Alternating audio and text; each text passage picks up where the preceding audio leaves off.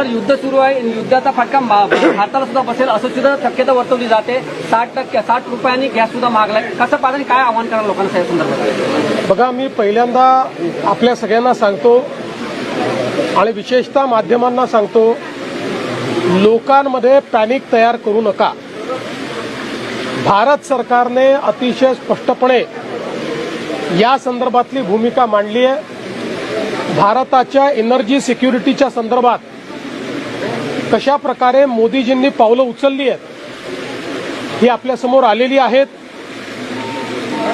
2-3 दिवस झाले काही माध्यमांनी चालवून दिलं, पेट्रोल डिझेलचा तुटवडा होणार, विनाकारण मोठ्या मोठ्या रांगा पेट्रोल पंपावर आपल्याला पाहायला मिळाल्या. भारत सरकारने सांगितलं अशी कुठलीही कमतरता होणार नाही. त्यामुळे युद्धजन्य परिस्थिती आहे, जी परिस्थिती उद्भवेल त्याचा सामना करण्याकरता भारत सरकार मोदीजींच्या नेतृत्वात सक्षमपणे उभा आहे.